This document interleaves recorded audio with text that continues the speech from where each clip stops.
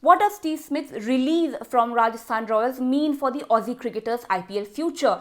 Suresh Raina gets another go with Chennai Super Kings. Sanju Samson is now an IPL captain. There's no place for Glenn Maxwell in Kings 11 Punjab. In fact, a total of 9 Australian players have been released by their IPL franchises, including Australia's T20I captain Aaron Finch. Yes, the 2021 IPL countdown is officially on, with teams announcing the full list of players they've retained and released on 20th January. Next comes the full list of players who've enlisted for the IPL auction, and then of course the auction that's most likely on 11th February. But before I get to all of that, let me take you through everything that's happened after the lists were released on Wednesday evening.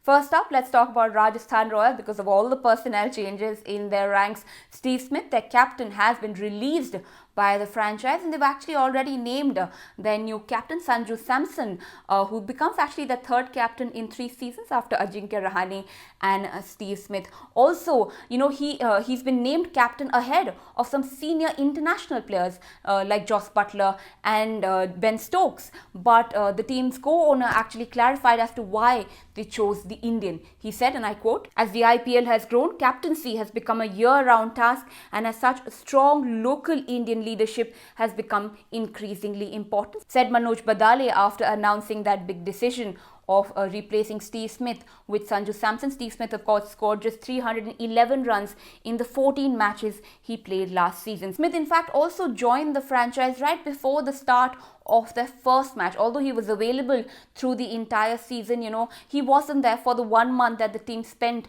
in a preparatory camp before the IPL. And that's probably what Manoj Badale is hinting at as well, to have an Indian captain who can be around the team, make decisions with the support staff about team selections much before the season starts. That's also probably why Jos Buttler and Ben Stokes weren't picked as captain. Also because England usually leave the IPL or join the IPL a little late or leave a little early. So, they're not really available for the entire season. Things are actually quite interestingly poised for Steve Smith as well, who will go into the auction as probably the biggest name up for grabs.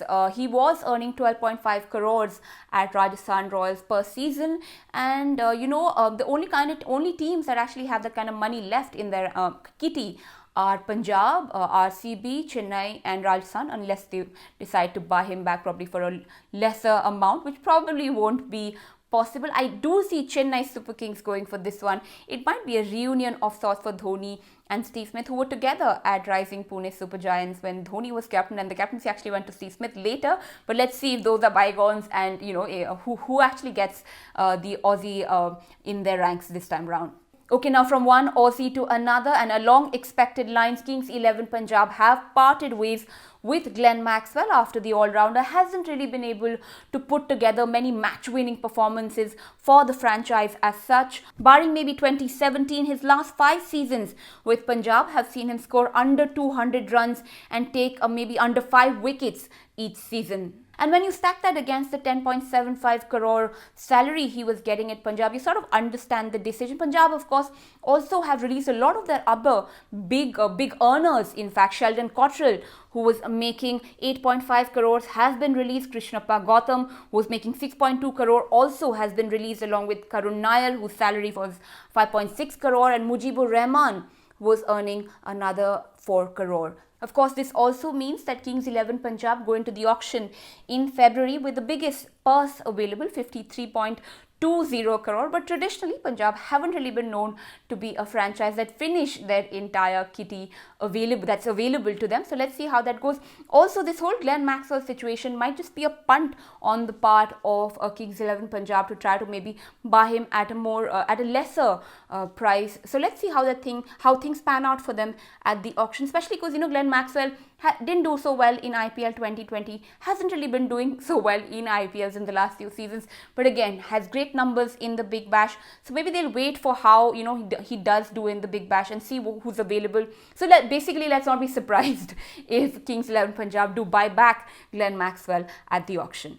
Okay, now moving on to the next one, and Royal Challengers Bangalore, Virat Kohli's team had just 12 players on their roster after releasing a total of 10 players, but already they've recruited 2, bringing in Daniel Sams and the all-rounder Harshal Patel from Delhi Capitals in all cash deals. How much were they worth? That has, however, not been disclosed so far.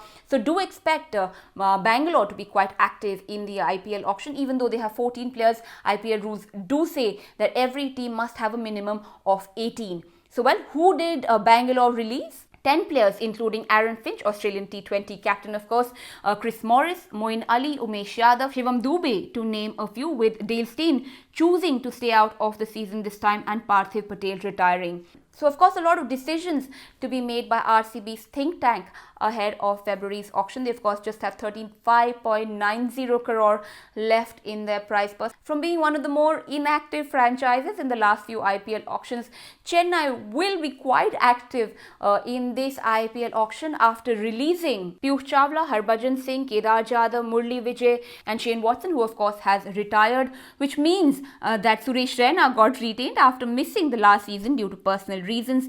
Piyush Chawla, in fact, was bought in the 2020 auction for rupees 6.75 crore and was the most expensive Indian, but ended up playing just 7 games and conceding 6 wickets. So you sort of understand that decision by the franchise. So some spinners will be on Chennai's agenda, with possibly also bringing in Steve Smith to solidify their batting order. But let's see how that one works out. And finally, Mumbai, they do say don't fix what's not broken, but defending champions Mumbai have released quite a few of their fast bowlers. Lasith Malinga, of course, announced his retirement from franchise cricket, but also Mitchell McClenaghan has been released by Mumbai, along with James Pattinson and Nathan Coulter. Now, the decision to let go of these two fast bowlers hasn't really been understood by many, considering they did play quite a few matches for them in the 2020 season. But let's see what Mumbai have planned.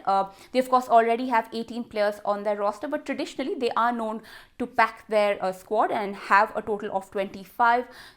They also have around 15 crores left in their kitty. So let's see how they actually use the funds available. The auction, of course, is on 11th February, and I'll be bringing you all the updates. Keep coming back to The Quint